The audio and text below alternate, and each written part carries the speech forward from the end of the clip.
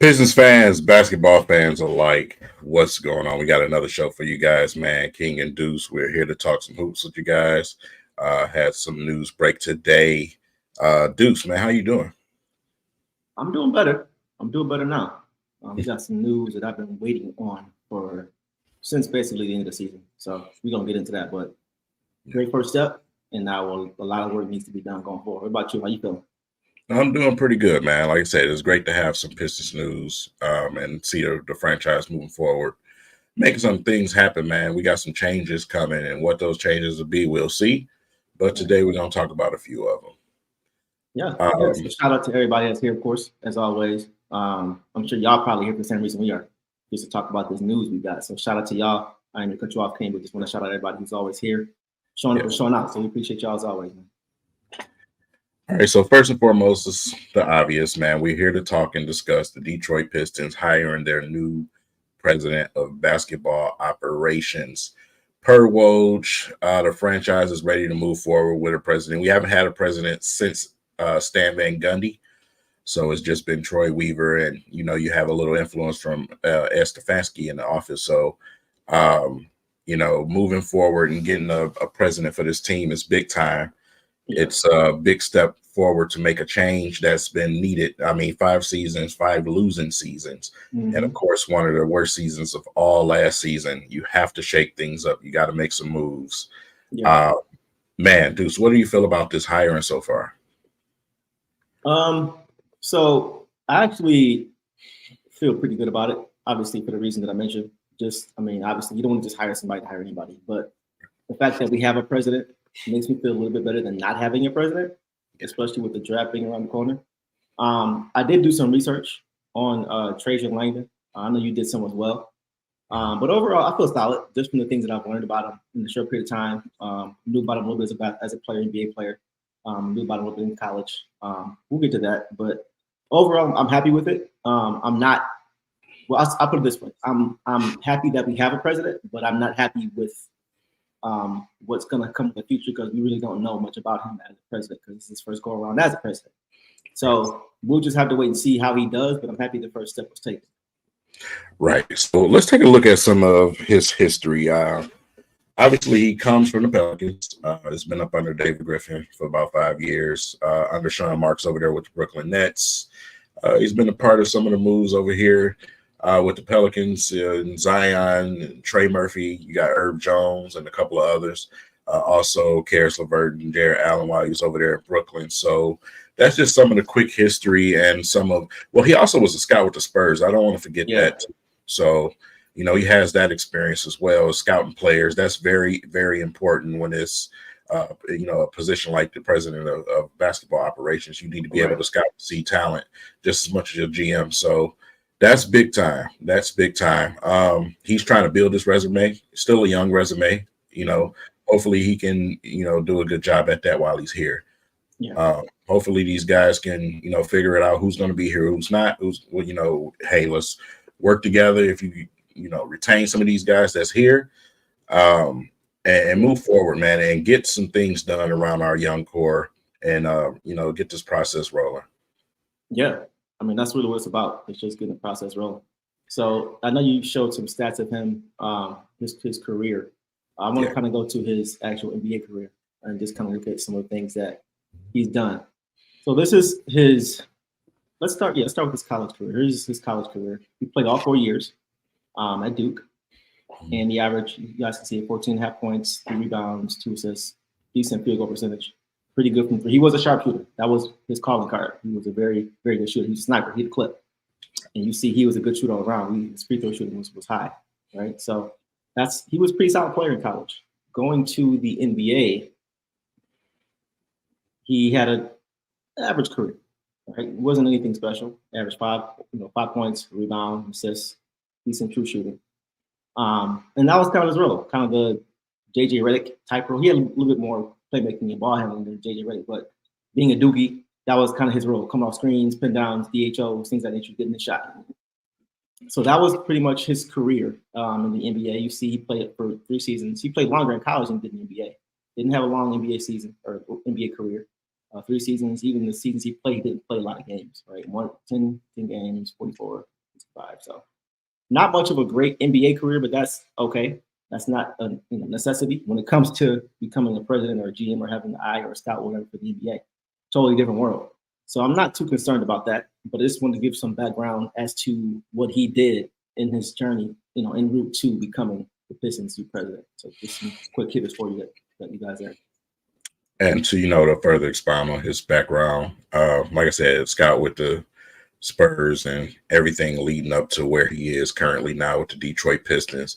He also, as a player, played a lot overseas, a lot of overseas experience, and having that experience and knowing how to scout talent overseas is something that I'm looking at with the Detroit Pistons, because we've seen a couple of names come from overseas as far as the draft. So that's interesting. But let's talk a little bit more about the Pelicans.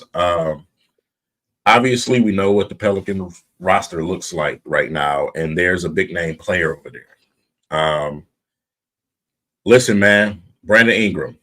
This is a situation. No, I'll let you lead this off, man. Go ahead. No, it's all you. It's all you. You said you want to get. No, Brandon, we got to talk about a trade opportunity, right? It's a trade opportunity that, it's just obvious. There's a lot of connections, man. Listen, him and Kay having the same agent, the Pistons having the money to extend him. It just makes perfect sense on so many different levels, man. He will be the perfect veteran, and he plays the perfect position to bring over here alongside Cade and the rest of the core. It depends on what players that we decide to move on from. So, it makes perfect sense, Deuce. Like, do we make this type of move? What do we do? It always comes down to what we're going to cost, right? I obviously would like to have a Brandon Ingram on this team. I think he fits seamlessly with what we already have. He is more of a half court player, but he can get out in the break. He's a pretty decent finisher, but he's known for his post up game, his mid range game, his ability to get his own shot whenever needed. But he doesn't need the ball, right? The ball doesn't get stuck. It's not sticky when it comes to him. It's more so a matter of him being able to get his offense when he gets to a spot, right? If he can get to a spot, he's going to get a bucket. And having a facilitator like Hay and Ivy, as well, them two meshing together more with another year under their belt will only help, I think. And I think he'll be nice, kind of like a nice, like a valve, valve to be able to go to, right? Whenever a release valve, whenever shot clock gets low and offense gets bogged down and you need a bucket, you can kind of just go to him and he can be that guy for you. And I think that's something that the Pistons really lack.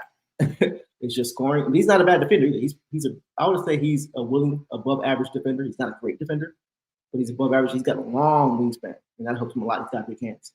So I think he'd be a great fit here. I think if the opportunity is there, as long as the asking price isn't too crazy, it'd have to be at least one of our young core in the pick, I'd imagine.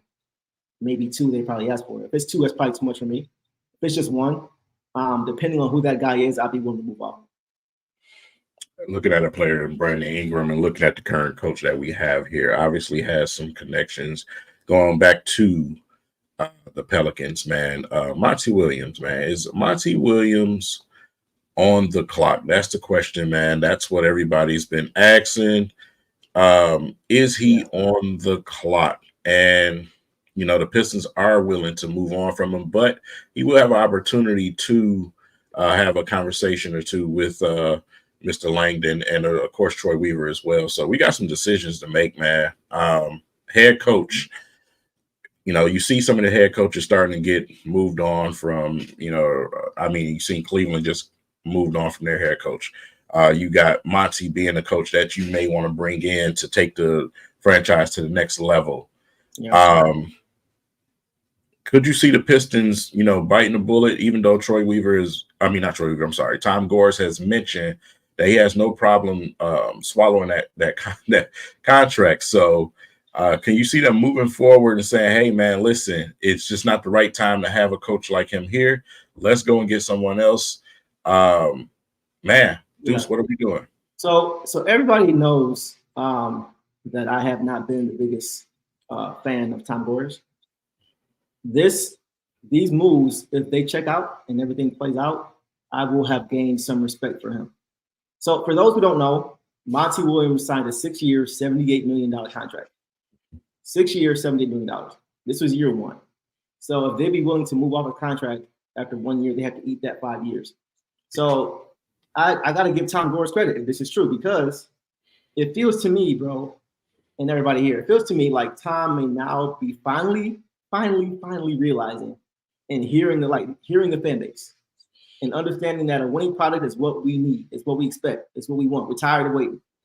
And if you remember, Tom initially, like you mentioned, he said he was happy with the standing of the organization.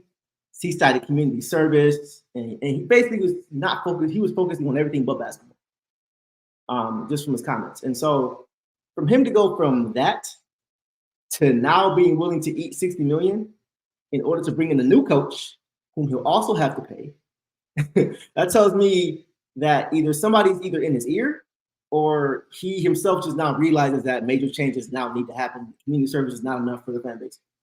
Even if that means eating $60 million, if he's willing to do that, that tells me a lot. I know he's a multi-billionaire, I get it, but still, nobody's willing to give away $60 million. $60 million is still $60 million. So that just gives me confidence that this may be a good hire as well, because Tom will have to trust that new coach that Troy or Trajan is bringing in, right? You have to trust that this new coach is the coach of the future for this team. Otherwise, he wouldn't be willing to cut Monty in the $60 million to go with it. So those are my thoughts. I think it's overall, it makes me happy to hear that this is being made, because it's telling me that at the top, they're realizing that even though we're going to have to eat this, and this is going to cost, it's what's necessary for us to move forward with this young team. Yeah. And like I said, most important is the top realizing that, hey, maybe this just wasn't a good hire. Maybe it was just the wrong timing. Right. You know, that's huge for us. It's something that we've been talking about definitely over this year. So what does this mean for Troy Weaver, though? And, you know, obviously he'll have a sit down with Mr.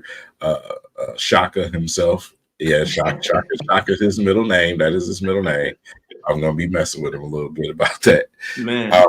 But, you know, hey, listen, I love the name Shaka because Shaka was a great leader. You know what I'm saying? Yeah. And hopefully he can be a great leader for our organization. But Troy Weaver, this is definitely something interesting here. You know, a lot of people will say, hey, man, Troy Weaver's probably fired. No, it's not that simple. It's not that simple. Mm-hmm. You know, if I'm banking on it, I'm banking that Troy Weaver sticks around for a little bit longer. That's what I'm banking on. Just tell me why. I would say, you know, obviously, as a young GM coming in, you know, I mean, as a young president coming in, I don't know if you have a list of guys on your roster, you know, with experience that has, you know, even though Troy hasn't had the best last 5 years, he does have some positives to his resume. So I don't think you're ready to just walk in and just get rid of your GM that quickly. Mm-hmm. I think you give him an opportunity to, see what he can do, man. I mean, obviously the conversations are going to be very important between them two, but you know, like I said, this whole thing is not on Troy.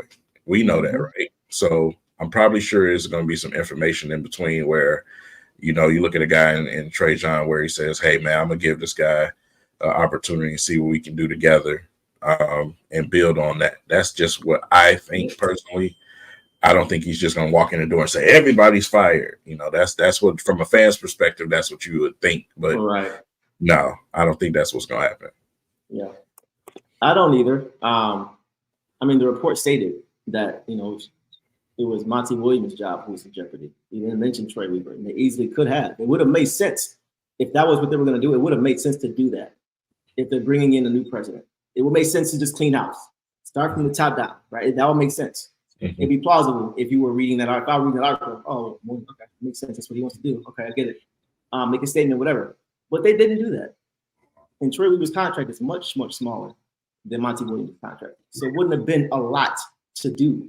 It wouldn't have been a lot to eat when you're already considering you're eating $60 million. You know what I mean? So it seemed like it would have been an easy move to make if they wanted to make it, and they didn't. Right. So that tells me that because of that, as of right now, his job is safer than Monty Williams' job. That's just kind of how I. And also, like, to go with that, bro, I feel like it's just a hunch, but it kind of tells me that Trajan and Troy are kind of aligned in their vision for the franchise. It gives me confidence that Tom is going to allow Trajan to do his job and Troy to do his job, because I don't think Arntellum will put his friend, his former agent, right, who's Trajan Langdon, in a position to fail, the way that he put Troy Weaver in a position to fail. Yeah, like I said, there's a lot of connections with this thing. The first thing that I want to see from Trajan is, put your impression on this team. Like I said, we don't have, starting from the top down, we don't have any type of direction or any type of identity whatsoever. Put your impressions on this thing. He's a young president, man, 49 years old. Like I said, we talked about the experience. He's still, trying to build a resume, but put your impression on this team. That's what the first thing I want to see him do is go in there and, make the moves that he feels necessary to move this thing forward, man. Because like I said, our clock is ticking, man. We have, obviously we have Cade to think about too. So we need to get something rolling. We need to change just change what's been going on lately. You know what I'm saying? So like I said, bringing in a younger guy, a lot of people, including myself, probably, wanted to go towards somebody with a little bit more experience, a little bit older, but I have no problem with this move at all. So, bring in a younger guy, put some fire up under some of these guys in the front office, man, and get things moving. Right. No, I'm with you, Bear. I'm with you. You mentioned Cade, right, and other young star players. They're watching. Yeah. They're watching what's happening, right? The same way we're watching and talking about it. They're very aware, and they're waiting to see what happens with this franchise. They're waiting to see. They know this is an important period too, for their careers and for the franchise as a whole, as far as their future contracts and things of that nature. So it's very important that we don't miss. We don't swing and miss with these hires. And the first thing that I want to see from Trajan is the presser. I want to see that presser. I can't wait to hear that presser. I want to hear what his vision is. Like, what's your vision, bro? What is it you want to do? Do you have a game plan? Do you have goals? Do you have checkpoints? What's your vision? Is there any real synergy between Tom Gores and Trajan and Troy? Is there real synergy now, right? Yeah. If we hear some of the same verbiage between Troy and Trajan when they're having their press conference interviews, if they're using the same jargon, the same verbiage, that tells me culturally and vision-wise, they're on the same page. I'm looking for that. Go ahead. Yeah, I was gonna say also too. What I'm watching for, because Troy's gonna be there likely, is Troy's body language. Yeah. I'm watching Troy's body language. If he looks anything like how he did for Monty's initial presser, then nothing is going to change. Because that means that is not who he probably also doesn't have the same vision as Troy does, right? And we always see Troy slump like that whenever he's unhappy about something that's going on within the organization. It's almost like he wants you to know but can't tell you. So that's what I'm looking for. I want to see the presser. I want to see what he's talking about. And I want to see the body language of Troy Weaver, because that's always very telling. And I want to see if he gives us more than just a sentence or two when he's giving his speech, or when he's saying what he has to say about the hire in the future for the team. Yeah, you beat me to it, man. I mean, the presser is very, very important. Probably something that we'll see maybe next week sometime. They expect the Pistons to make this official sometime next week. So, body language is everything. You know what I'm saying? Yes, shout out Shaka. And he's spelled with an S, but it's still Shaka though. Listen, man. That's gonna tell us everything. It told us about Monty. You know what I'm saying? That hiring. So that's big time. I'm gonna be definitely all eyes on that, Mm-hmm. and we definitely will be back here to let you guys know about what we think and what we saw in that situation. Yeah, because Before I'm we thinking too, bro. Like, I mean, coach, I'm just thinking too. We were talking about the draft. You know, who we're gonna draft. We had no idea what we're gonna do. Keep the pick, trade the pick. Who we're gonna get. Now that we have a president, now we have an idea of what we might do and why we might do it. So just something else to look for. The president, this signing is going to be a linchpin for us to be able to peer into what's happening going forward. But until we knew that, it was nothing to really be able to do or even talk about because we had no direction. Yeah, like I say, you got an opportunity to take that pick and move it, bring a player over here and bring Brandon Ingram. And you know, like I said, that throughout his short career as part of leadership, none of those teams I don't believe have ever been out of the first round of the playoffs. So, like I said, you want to start building that resume here, and doing something like that would be a big step in starting this thing and getting it in the right direction, man. Before we switch topics, I wanna ask you: is there any coaching candidates that you would see the Pistons pursuing if we did move on from Monty Williams? So there's a couple. I mean, we've talked about a few different guys, right? I mean, obviously for me, it's Chauncey. Yeah, give me Chauncey Billups, and if they got Chauncey and didn't make any major moves, I would still be happy because we have a good head on our shoulders as an organization. Chauncey, and last I heard, you know, nothing updated since the last time we talked, but last I heard, his assistant coaches, a few of his assistant coaches were no longer with the team. Yeah. And he currently still is, but that could be telling something to look for between now and the draft or now, you know, training camp and things like that. So hopefully we'll know something about that soon, because if this, you know, smoke turns into fire about Monty actually being fired, no pun intended, then we would need to have a coach in place. So hopefully we'll get some updates on that. Aside from Chauncey, I like Darvin Ham. I like him. We said before, I want a coach who's not established. I want that gem, that diamond in the rough coach that hasn't proven it yet. Who's that? I would say hunger.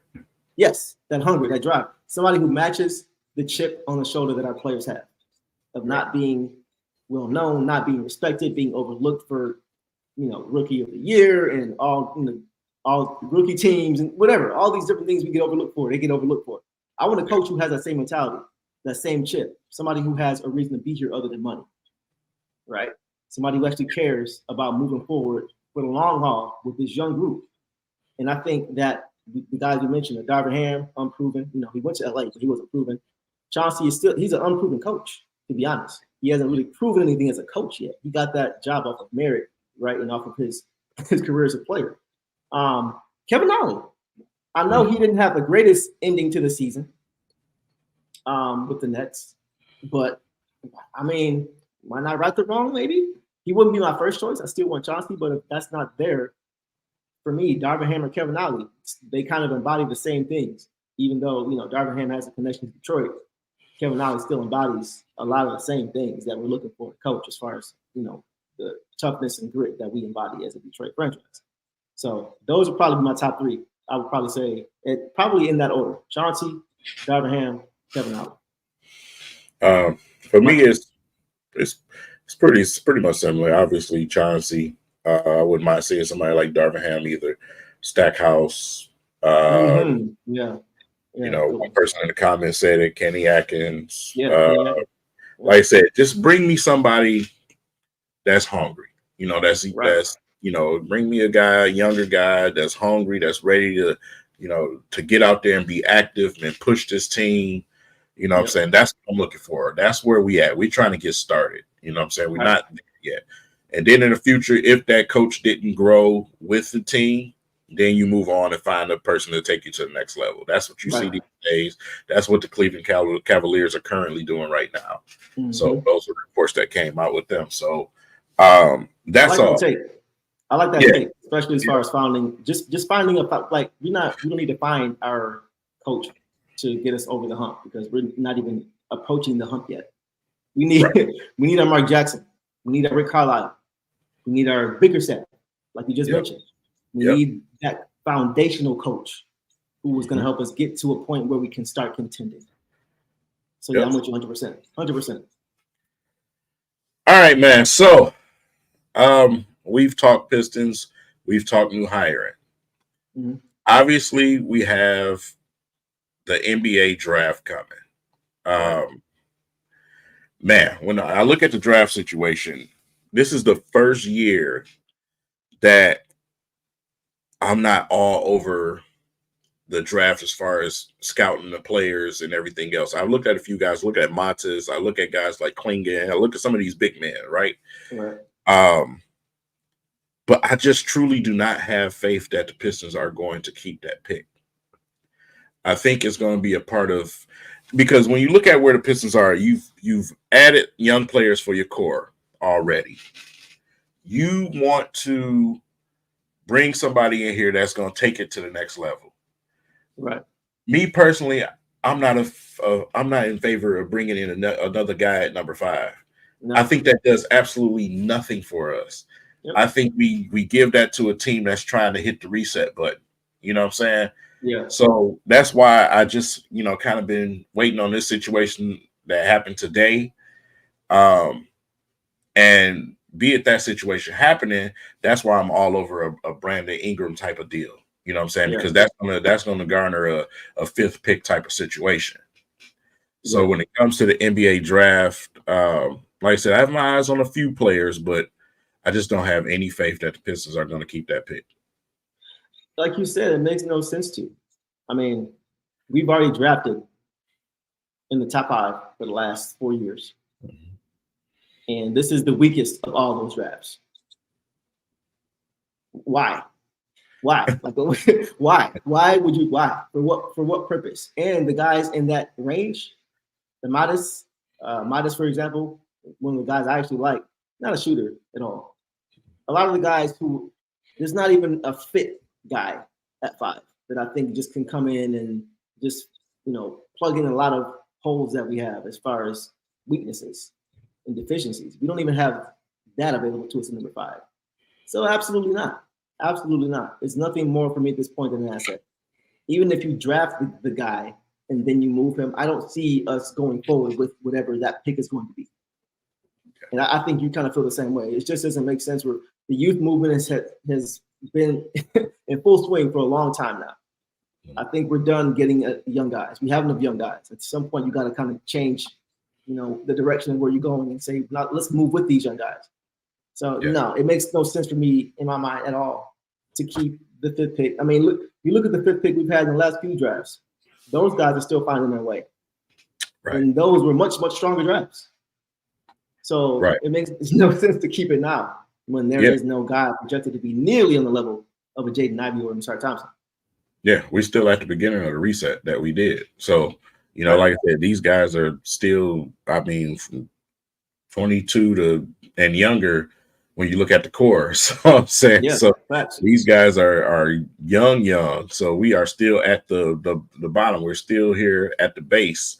We're trying to move up the ladder, and you want to do that by adding the right veterans in here. So, like I said, it makes absolutely no sense, man. To hold on to that.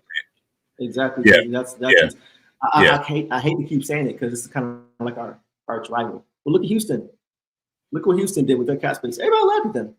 Fred VanVleet, Jeff Green, Dillon. Mm-hmm. Those guys are a big part of the reason why they pushed Golden State for that last playing spot this year. You got to have that balance. You got to have that mix. You can't just be all young. Can't just be all old. There needs to be somebody that will bridge that gap. It needs to be somebody there that you can go to as a leader of the team. You don't have to be your star player, but you can't just have a bunch of young guys because who is going to step up and say, okay, we've been here before. This is how we do this in this situation. This is how we handle late game situations. This is what I did when we played for X team, when we won X championship. We don't have that at all. So I think that we need to focus on veterans this offseason. Somebody who can really help on and off the court in the locker room as well. Yeah, so there's no way that you're going to tell me that someone drafted as a rookie is already better than somebody that's in the league. Ooh. It's nonsense. Basically saying that. Yeah, that's what I'm saying. This is nonsense. Anyway, I mean, look. I will say, I have not been draft heavy this year because I'm tired of it. But I I think I know enough to know that there isn't a guy at 5. Honestly, Alex Sark, number 1 pick. In other drafts, in the last 2 or 3 drafts, he would have went 3, 4, or 5. He would have went 3, 4, or 5. This draft is not strong. It's not a strong draft. There may be a guy or two who pops up. There may be a guy like Giannis who pops up late, or Kawhi who pops up late in the draft, or Jokic who pops up late, or Draymond, whatever. That happens every draft. But like standard in a normalized situation, based off what we've seen, this draft is just not as strong. So kind of got to go off the numbers and look at it that way. I'm not confident in this draft at all, bro. I'm really not. Yeah, as I said, it's not. I have not seen any world beaters in this draft. No, I'm sorry. The future and the ceiling thing and what they could be thing, all that crap is out the window. I have not seen no world beaters in this draft. No, I've seen basic players that's going to fit on teams. That's what I saw in this draft. That's the reason why I am like I am with the draft when it comes to looking at these guys. These guys are going to be some good pieces on teams. I have not seen a world changer in this draft. So, yeah. Moving on. We got to talk about it, right? Conference finals. Let's do it. Conference finals, man. Let's rewind. We got to rewind the tape because a lot has happened. A lot since our last stream. So I'm going to cut you off. I just wanted to throw it out there because it feels like it's been 3 or 4 series since we've been. It hasn't been, but it just feels like so much has happened since the last time we were on Yeah. here. Man, listen. First and foremost, to just talk about the champions get knocked out. The champions get knocked out. And, one of the things I was talking about is the fact that when you have a player to the caliber of an Anthony Edwards, you think the Mavs going to win the whole thing. I didn't see that. You're going to get to that. Go ahead. Yeah. Last night, I think this is going to be a good series as well. Yeah. But to have a young team with an Anthony Edwards type of caliber guy, it's always a chance that you can get by a team like Denver, man. Like I said, he inspires those guys. He pushes those guys. It becomes contagious, the leadership, and he didn't have the greatest game, in the closeout game. So, like I said, man, having guys like that, the mentality, the ones that's going to push your players to get the max out of them, I'm probably sure, when you look at Rudy Gobert, he probably heard what Draymond was saying, he's speaking French and we and all of this. Players hear that stuff. They watch that stuff, man. For sure. You know what I'm saying? So it's all inspiration, man. And those dudes was able to lock in, man. And they hunker down on defense. Good Lord, they hunker down on defense. And they took care of business. Man, I would have lost money betting on the Nuggets this year. I'll say that much for sure. It wasn't a doubt in my mind they were beating this year whatsoever. And they didn't. And I honestly think Minnesota took that series, but I think Denver gave it to them in order to take it. Yeah. I really do. Going up 3-2 after being down 0-2, and as the champion, you can't lose that series. Yeah. You just can't lose Game 7 at home when you're up 20 points to a young team who's never been there before. They show that they have some mental weaknesses on that team, and they also, the biggest thing for me, bro, is their two shooters cannot create at all. All they do, KCP and MPH, all they do is shoot. It's literally all they can't put the ball on the floor. So if you can shut down Jokic, if you can shut down the pick and roll game, all you have is Aaron Gordon, the dunker spot. But if that's not available, you see what I'm saying? So it's like, I feel like that was the biggest, those two things. The mentality, they overlooked Minnesota and they got bit for it. And then they also didn't have the personnel. They didn't have a bench. Their bench was pretty weak. It was just too many things. I think people, myself included, got a little bit too invested into the Jokic, Murray pick and roll game and everything flowing through that. Because as we see, there are ways to shut that down if you don't have proper creators around you. So kudos to them. And Minnesota showed me a lot. They showed me a whole lot. I don't think they're going to beat Dallas, though, because I feel like Minnesota was built and only built to beat Denver. And now I think that was their championship. The same GM that put Denver together put Minnesota together. Same guy who wasn't there for the championship when they put Denver together. Chip on the shoulder. So I think he constructed them to beat them, but I don't think they are equipped to beat teams who play different styles. Phoenix they beat because they didn't have no big men, and Minnesota had just bullied them. But I think Dallas is a little bit different in that they play a different type of game that I don't think Minnesota has seen yet from the perimeter. And I think that's going to be the difference. And their defense, Dallas playing better defense than even Minnesota right now. Even Minnesota. So it's going to be tough. I have Dallas winning in 6, but I would not be surprised if Minnesota won because they have the look. They got the look and they're in the run. They're hot right now. I'm a little bit on the other side of the ship, man. I think Minnesota's actually going to win the series. I think Minnesota, like I said, for a first game, I always scratch when it comes to a series because you're filling both teams out. For sure. For sure. And when you look at Minnesota and, you know, the way that their roster is construction, they definitely have a team, to me, that's equipped to beat Dallas. Dallas has been wildly inconsistent. They have been very inconsistent. So, like I said, if the Minnesota Timberwolves can, you know, like I said, figure some things out, lock down on defense, man. If Anthony Edwards matches the same energy, you know, as Luka, if guys like Naz Reid become a force like he did, especially in that closeout game, I think Minnesota can definitely come out at the end of the day in this series and win it. So, like I said, this is why I think it's going to be a good series, man, because you know, looking at both of these teams, I mean, look at the way that the Denver series just went with Minnesota. You know, Minnesota came out 1-2, then Denver 1-2. So, you know, it's just going to be back and forth. When you have the star power that these teams have, it's just going to be back and forth games. Yeah. And that's what creates a good series. You know, Karl Anthony Towns may have a bad game, but then he might explode a game and give you 40.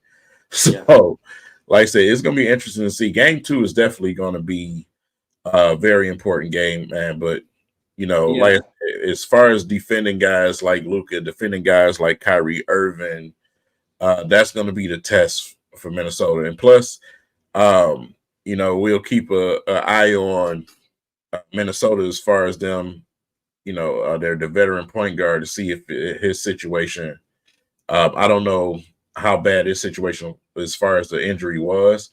I got to look at that. I haven't had a chance. God, you just froze Minnesota? me.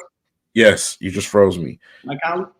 Yes. Good Lord. I think he's okay. I think he's okay. I think he's slated. Is he okay though? Is what I'm saying. Like, is he okay? Is something that's going to drag? You know, like we talked about with Murray. You know what I'm saying? Yeah. So is this something that's going to drag? You know what I'm saying? So I haven't had a chance to look back into it, but no, that's a good question. That's a good question because they're going to need that veteran leadership during the series. They are because we saw what happened when he didn't play against Denver. They got destroyed. They had Nikhil Alexander trying to be point guard, it just didn't work.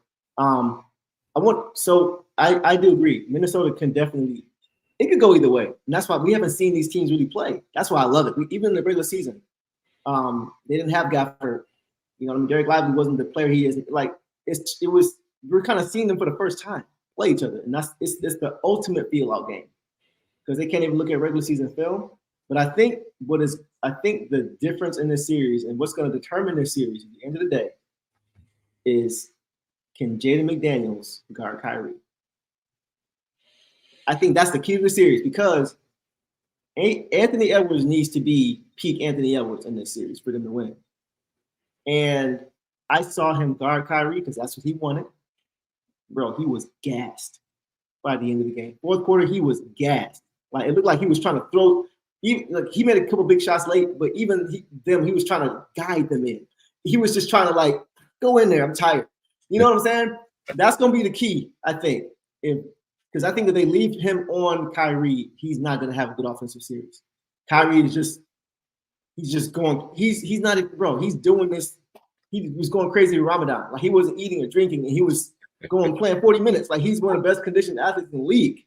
Yeah. So I think that's going to be the key. If Jaden McDaniels can take on that assignment and guard him, and allow Ant-Man to be able to have some energy for offense, I think that's going to be the key. And then one more thing, if Jaden McDaniels guards Kyrie, now who's guarding Luka? So it gets tough. But I think Ant-Man, and that's what I mean with the matchup. Ant-Man can't guard Kyrie, not for a series. He's going to be too tired. It's going to take too much out of him because you know how Ant is not going to be taking plays off. He's going to be going full tilt. So that full tilt mentality is going to make him tired because Kyrie's just going to be doing this all game. So they got to make that adjustment, I think. See, and that's the thing for me because on the opposite end, Ant-Man is going to go at them with everything he got. For sure. You know what I'm saying? So obviously Kyrie is not a guy he's not going to lock you down, especially with his size. So, and Luka's definitely not going to lock you down. Even though they are playing better defensively now than they ever have. It's their back end. Ever. I mean, even them now. I'm looking at Luka. I'm looking at his rotations. I'm looking at him breaking up lobs. Looking like, when have we ever seen him do that? Yeah. I think he understands now I got to play D. And Kyrie's playing defense like I haven't seen before, bro. It's like they're clicking at the right time. Everything is working at the right time. You're right. Most of the season, they were a bad defensive team. I think because it's happening so quickly, so late in the season, people aren't really seeing how everybody was in my group chat like, bro, I ain't know the Dallas was this tough, man. I know it was just like, yeah, nobody really did, even me, this tough, because we haven't really seen him until late. So you could be right, but I just personally think Dallas, I think the experience of Kyrie is going to rule the day, and I feel like this is Luka's time. I feel like it's because it's going to be somebody new, a new star who gets that first ring. I just feel like it's going to be Luka who gets it this time around. Just me. But I can see it going either way. I really could. Yeah. So I wanted to mention something, man. Yeah. My heart goes out to those Knicks fans. Man. You know what I'm saying? And Brunson fracturing his hand, man, that's a bummer. You know what I'm saying? That's an absolute bummer. I did not want to see something like that happen. Right. Like all season, he been giving it to dudes, man. This dude play his tail off. See them go down like that, man. That was disappointing. Me too. It was definitely disappointing, man. I did not want to see the Pacers go to the next round, bro. It's like the East is so garbage, man. Bro, the game is on right now. I have no idea what the score is. Whoever comes out the West is I think somebody said earlier. Whoever comes out the West is winning that series, or is winning the finals. Whoever comes out the West will win the finals. This is the finals right now. This is the finals. Yeah. Marvin, absolutely not. Did I think that? That's crazy. Did not think Kylie would be a better pro than Odin coming out. That's a great point. Never thought about that. Yeah. Yes, he does look like Tyson Chandler. He looks a lot like Tyson. Both of them look like Tyson Chandler. Him and Gafford look like Tyson Chandler. And this is why I'm picking them. At the end of the day, I feel like these are the two best players in the playoffs. I feel like these are two best players in the series. Ant-Man is right there. And also Murray and Luka. Murray and Jokic were the two best players in the last series. I'm not buying it. Like I said, you got. I don't think so. Jokic, we talking about perennial MVP player. I'm not talking about Jokic. Well, you have Murray, but like I said, Murray ain't better than Ant-Man. Yeah, right. Yeah, okay. Well, as far as experience in the playoffs, he is. He's been there for sure. You know what I'm saying? Right. But you can have the best player and take that L. So you can. It depends on them other guys, man. Guys like Nas Reed, the other guys on that team is the factor for me for when it comes to Minnesota. Okay. Like you got X factors with the Mavs, you got X factors with Minnesota too. On both sides, but I will say this: Murray and Kyrie. Yeah, it's a whole different. But Kyrie might mess around and give you 9 points in the game. Not in the playoffs, or might get hurt. I'm not worried about Kyrie. Kyrie, last series. I'm not worried about him right now. He's I'm watching just his intent. I'm watching. He's moving with it. He's looking like how he did in Cleveland in 2016. Everything is full tilt with him right now. Everything. I'm like, okay, he's just the way he's attacking the boards as a guard, the way he's getting over screens, like he's locked in. I see it. I know what you're saying, but I just feel like I'm not worried about Kyrie. I'm more worried about Luka staying healthy than I am Kyrie at this point. Kyrie, I ain't worried about at all. That boy. I think he's on a mission too to prove with all the narrative. Like imagine all the narrative surrounding him, if he's able to win a championship with somebody, you know what I mean, with Luka, who hasn't won yet. That'll change a whole narrative about him. You got to know this in the back of his mind. I ain't worried about Kyrie at all. That's just me. He doesn't concern me at all. I'm listening to his post-game conferences. He's behaving. You know what I mean? Like, he's giving the politically correct answers so we can get out and get back home and watch the film. Like, I'm seeing the same things from before when they won, except now he's even more mature. Yeah. All right, man. We'll see. You could be 100% correct. You know? I believe it when I see it. I got a question. So I got 3 of them right now. You want to toss another hat into the pot and try to redeem it? I'm done with this hat thing, bro. You offered a little. No, I'm good. Hold on. Why don't you tell everybody what you did? The bet you tried to offer me, y'all. What? Game 6. He tried. This dude talking about you. It was a good offer. You were so sure that Denver was going to win this series. It would have been a good offer at the beginning of the game, not when it's the third quarter and we down by 30. They down 30 by. So anyway, guys, what he did. This dude, third quarter. I'm watching, listening to Kevin Harlan. It's a finals record, second most points he's been down in the third quarter. Guess what? I get a text from.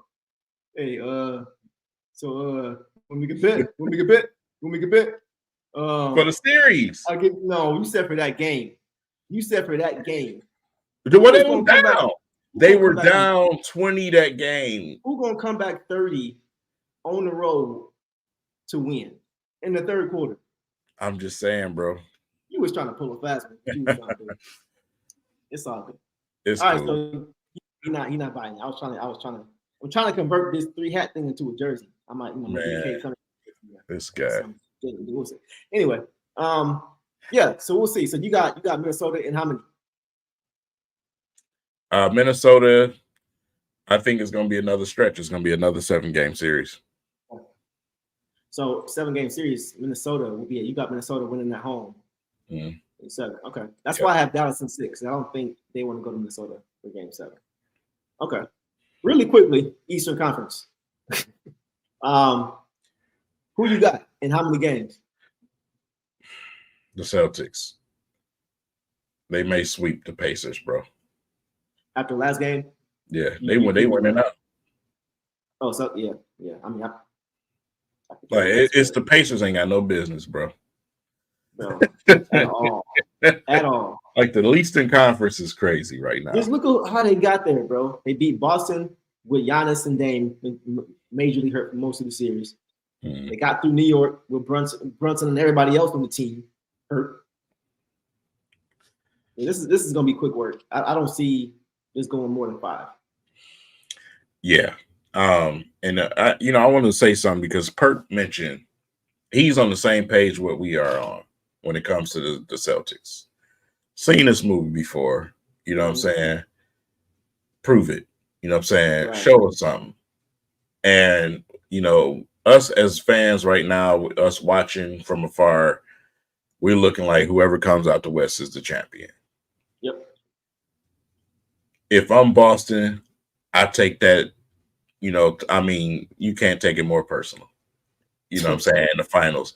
So that's why, I feel like whichever team comes out of here, I think it's going to be a pretty decent finals. I don't think it's just going to be blow out the water finals. They still have Jason Tatum over there. Maybe he gets it together, you know what I'm saying, and finally show us something. I can't just say no, he's not. Things happen. Things change, Deuce. Maybe he finally does it and says, "Hey, I'm Jason Tatum is not winning these hands." Jason Tatum is not winning a championship as the number 1 guy. It's never going to happen. That's no shade on him as a player.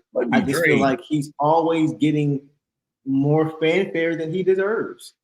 Yeah. I mean, he's always a shoo-in. Like, he's a good player, but I think what bothers me is all this Kobe stuff. He's always got on a Kobe wristband, and that's cool, but it gets to a point where it feels like you're trying to be him, and you're not him, bro. Even though you're 20 pounds heavier and 3 pounds or 3 inches taller, you're not him, bro. And he's just kind of been given this mantle. He's got this Kobe-esque game. It's like, no, bro, win a championship. One. Just get one. You've been to 6. You've been to 6 conference finals. Can you win one? Right. Pistons got the 6 conference finals. They won one. They got. Can you get one? Just give me one. If it's just the hype. If it's not him, it's just the hype that he's getting, and he's undeservedly received. He hasn't done anything. We see different iterations of this Boston team that he's lost with. Isaiah Thomas iteration, Kyrie Irving iteration, Jaylen Brown iteration. Like, when are you going to win?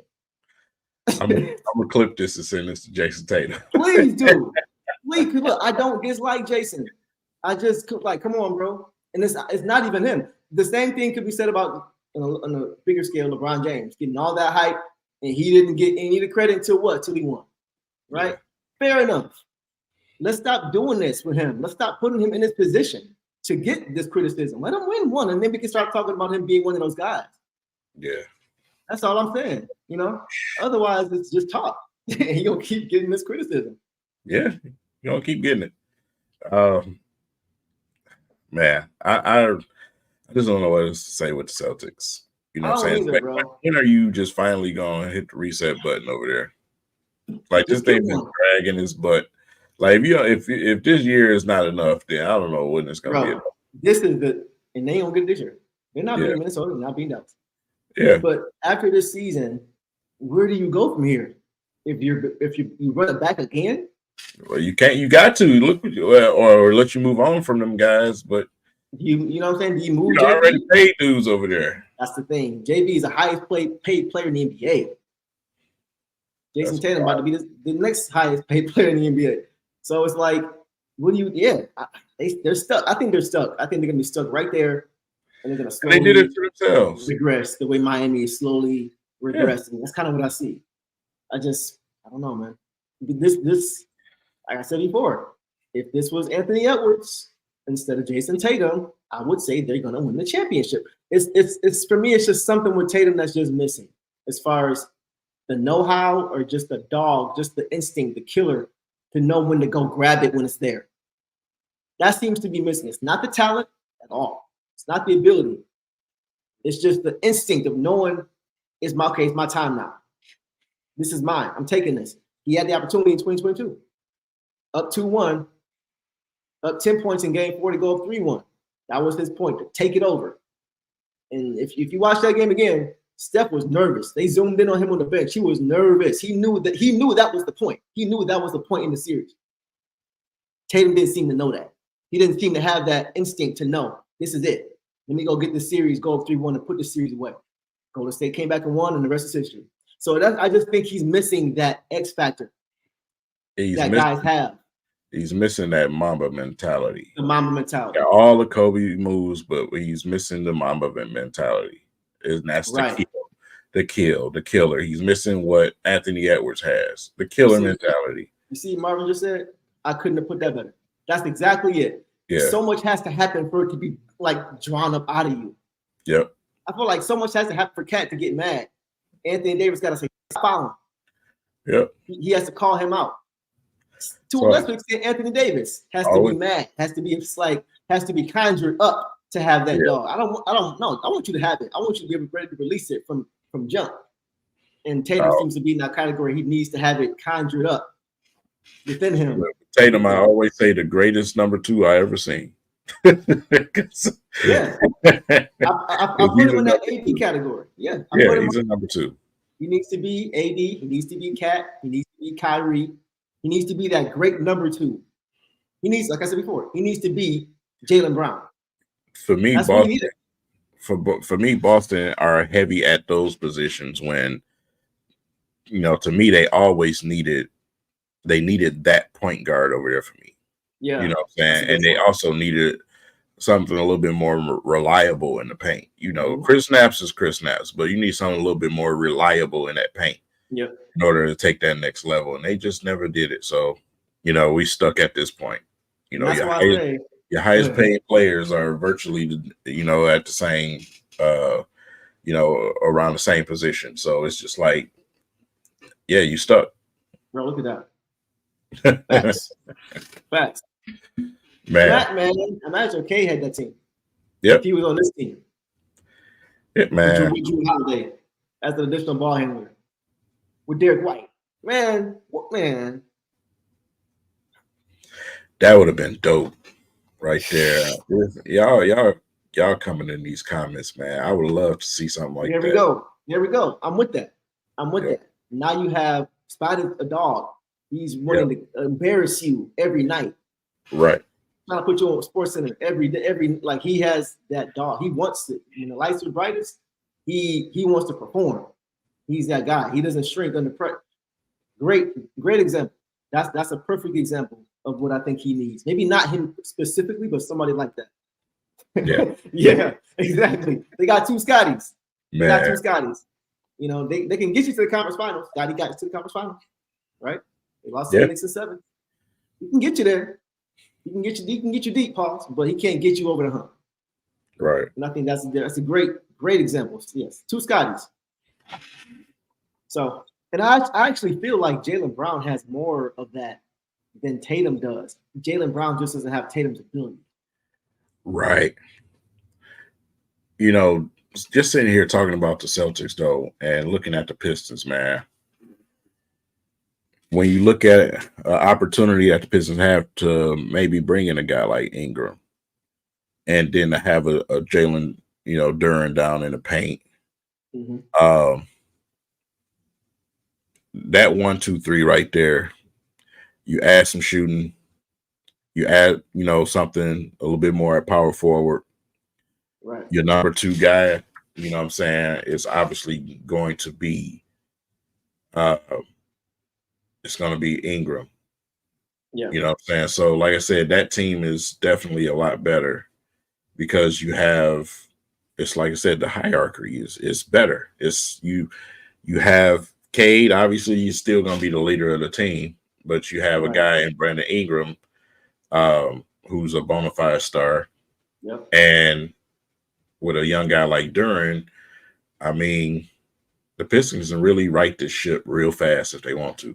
They really can. In this Eastern Conference, they could really right this ship a lot faster if they want to. You look at some of these teams are getting ready to, hit the eject button. Yeah. Yeah. In the Eastern Conference already, some of these teams are about to hit the eject button even more. You see, even you still had the Tobias Harris rumors and stuff out there. You know, the 76ers is about to hit the eject button over there. Yep. So 100%. This is the Pistons they chose the worst time to be bad, man. This is an opportunity. They have to get this thing flipped quick if they want to have an opportunity to start getting into some conference finals and some finals. Right now, you need to hit this button, get to the playoffs first of all, and start making some noise, man. While this conference is like it is, man, for these teams to get ahead of you, and it's gonna be tough. Because we're at a point now where the changing of the guard is happening. So when those previous stars in the East, as they continue to get older, right, and they kind of decline, there's a small window when the conference is up for grabs. You need to be in that conversation when it's up for grabs. But it starts now because it's not going to happen right away. You can't just expect us to be in the playoffs contending next year. You need to build that foundation now. So you're ready when that time comes. Go. Yeah, go ahead. No, I was just saying, go and get Ingram, make it happen, bro. I'm with that. Go and sign Drummond this summer. Yeah. Backup center. Absolutely. Go and add some real veterans on this team. You don't want to be these teams that's just the Bulls is one of those teams too. They just stuck. Right. You know what I'm saying? So, like I said, you can turn some things around real quick with the money that the Pistons have. Yep. Real quick, you got draft capital and you have money. Those are the best two things to switch your franchise around really fast. Right. Arnie Cannon need to come back 100% just to make sure Ingram stays healthy. Man, I miss Arnie Cannon, man. He was for the longest. He was that guy. I don't know how he ever left the franchise. Whisperer, bro. He was the best in the league. Dude, to have you walking around with rotten fish on your ankle, like, bro, like what? Hey, John, I don't know how to take this, bro. Yeah. Oh, well, okay, Melo. Okay, I ain't mad at that. Ocho Cinco, though. I was like, Ocho Cinco? Y'all think so? Hope that means y'all think he know what he's talking about. But yeah, I'm definitely game for that. I'm definitely game for making that move. Somebody said, please no Drummond. I want to know why. Why no Drummond? That We're sound not more looking for him emotional. to That start. sound more emotional than logical. I mean, you could be right. You got You some could be right. emotional Pistons fans that's still emotional. They Yeah. always gonna be emotional. I understand what you're saying here. I just don't want to. Yeah, it's tough. It's tough. I mean, not access to give him. We do have the aspect. Yes, assets. we do. Yeah, we do. We do have the assets for that. We have $60+ million in cap space. What? We have plenty of cap space, and we don't have the most draft capital, but we definitely have enough to offer for a deal for sure. Yeah, I'm not really. We have more cap space than anybody this offseason. $64 million. So we can definitely eat that contract. You have draft picks, young players, and a lot of cash. Yes, right. You do. Yeah, you have plenty. The question is not a matter of if we have it. The question is, are we willing to part with it? And that's going to be a question for Troy Weaver and Trajan Langdon if he's hired to answer. But it's definitely available. Definitely available. Appreciate the comment.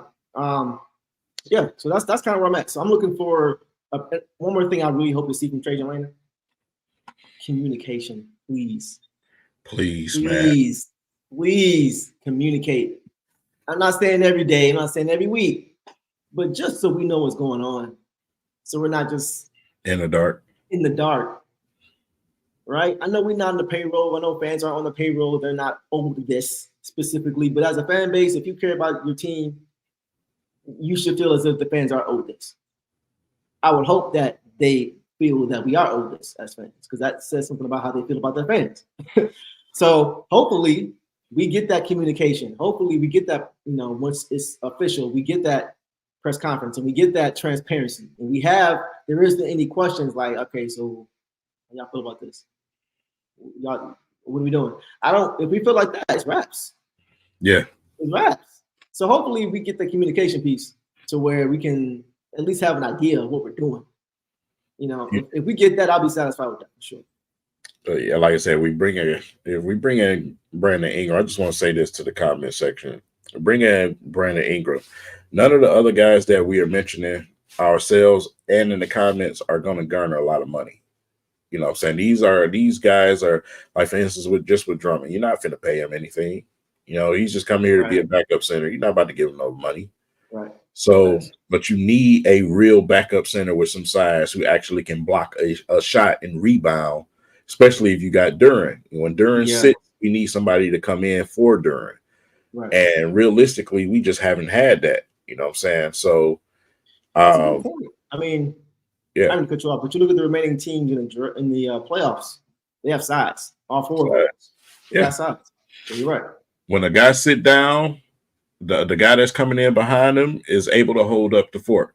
You seen that Karl Anthony Towns got in foul trouble. Naz Reid came in and filled in just fine. Right. You know what I'm saying? 100%. So you got to have that, man. You have to have it on the team. You got to be able to, deal with the foul trouble, or if a guy goes down with injury, you need somebody to come in and step in. So, but like I said, the Pistons have the assets to get the things done that they need to get done. Yeah. So actually, when you look at it,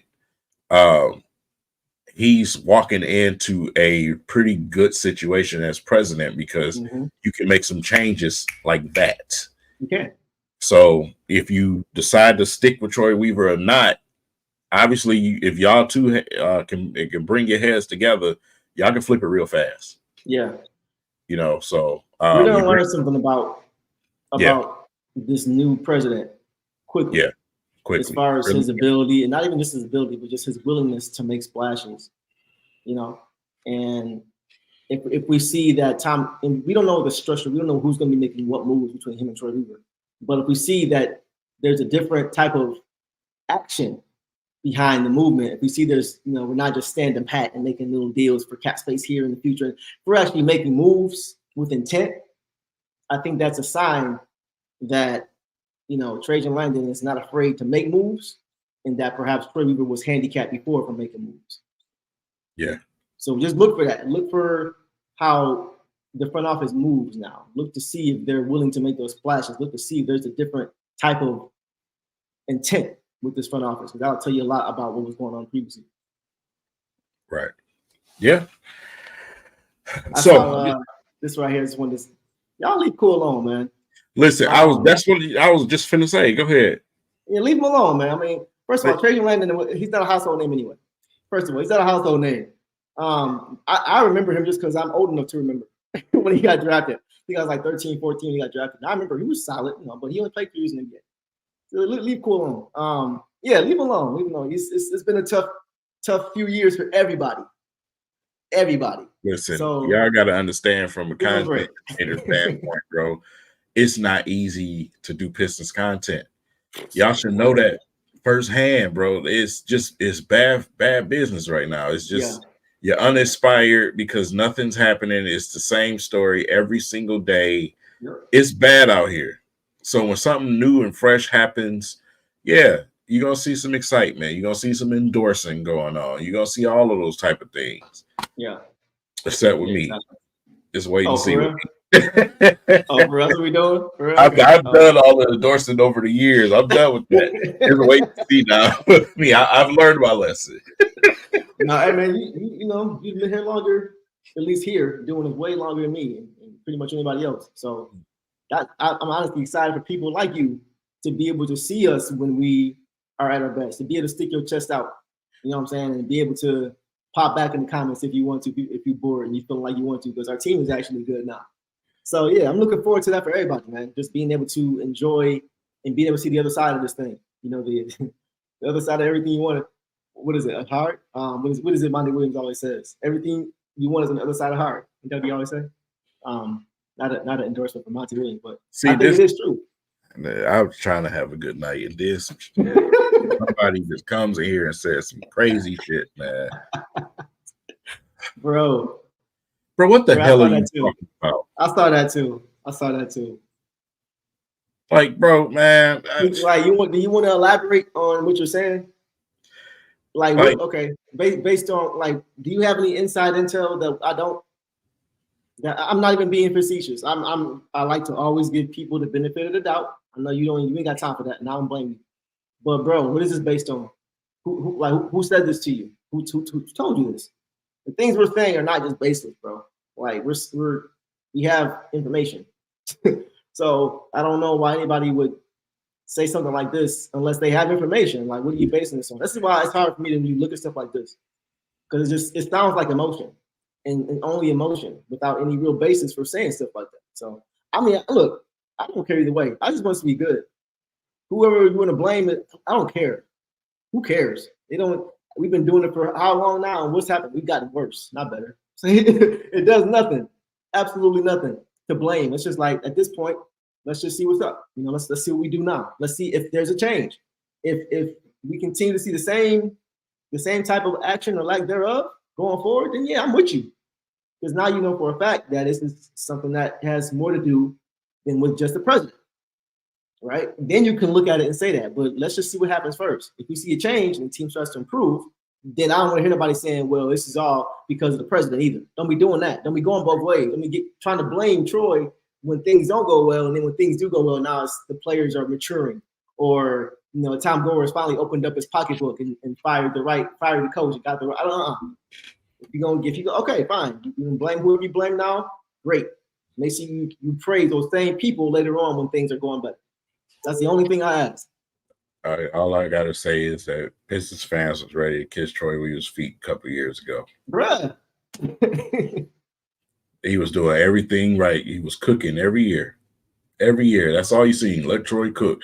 But it was a point where we was like, Brad Holmes should be like Troy, man. Yeah, bro. You know what I'm saying? And when everything fails, here y'all come, acting like some good old Roman fans, bro. So just keep at the college ready to kill a gladiator. Right. Y'all make me sick, man. It's cool though, man. It's cool because like I said, just keep that same energy if and when things change. And if they don't change, then keep the same energy too. Right. Because it'll be valid. Just keep it either way. That's all I ask. On that note, I'm about to go watch Indiana get blew out for the second time in a row. Anything else you want to hit on? No, that's it, man. Like I said, we wait till next week. Get this presser. Yeah. and then we follow up after that, man, because that's all important right now. That's all important. That's it, man. Fun fact for everybody. I'm not sure. I don't think I mentioned this last stream. I meant to show this last stream, but did you guys know that there is a connection between Isaiah Stewart and a current player for the Minnesota Timberwolves in the starting lineup? Anybody know? Probably not. So I just discovered that Jaden McDaniels and Stu played at Washington together for the Huskies. Mm-hmm. And they were both drafted the same year. I think Stu was 16, and I think McDaniels was 28. So it makes sense because they both have that same kind of gritty mentality, that tough no, hard no mentality. I just thought that was cool to see that they're kind of from the same ilk, same type of player. We also talk about Minnesota being similar to Detroit, right? So it makes sense that they got that kind of player over there. But that was pretty cool. So yeah, just wanted to share that little quick fact that I discovered. But yeah, man, we're gonna call it a night. I am looking forward to tomorrow because I want to see what happens with Dallas in Minnesota. I have Dallas winning again. Okay. I have Dallas winning again, bro. I got doing the same thing Minnesota did to Denver in those first two games. All right. This has been a weird playoffs. It's been a very strange playoffs. And I'm gonna lean in. I'm gonna just lean into it. I think it continues tomorrow. But we'll see. Who you got? You got Minnesota? Got many. Many? Okay. Yep. We'll see. We'll check back in with y'all next Tuesday and see how our predictions went. We'll check on y'all's too. So appreciate y'all as always. Showing up and showing out. King, you want to take us out of here? All right, man. So we got the presser next week. Let's give things a chance to formulate first before we start, saying certain stuff. And let's give him an opportunity to right the ship, man. We got an opportunity to change things over real fast. Hopefully the Pistons take that opportunity, and we'll be here to watch, man. They got a very important summer when it comes to the Detroit Pistons, so there'll be a lot of content for us to bring to you guys once we get rolling with the draft and everything else. It'll be very, very, very, very productive this summer as a Pistons fan. So let's watch this thing formulate, man, and let's have some fun, man. With that said, it's been a great show. We appreciate everybody in the comments section, man. You guys have been very active, very opinionated. We appreciate that every single time. And we look forward. You want to say something? I just want to comment on this. I didn't say they were the same kind of player. I said they had the same mentality. They both are tough-nosed players. They both are physical, tough-nosed, hard players. That's what I was talking about. They like physical. They play the same way. I'm not saying they play the same position, the same style. Come on, y'all. Not everybody got to be smart as food in the room. All right, man. It's all good. All right. Maybe I didn't say it. Maybe I didn't say it right. Maybe I didn't. I put it on me. Maybe it was me. Yeah, right. Maybe it was me. It's not true. It's me. Yeah. All right. We can go ahead on out of here, y'all. Y'all have a get out of here. night. Peace. Detroit, here's everybody. Peace out.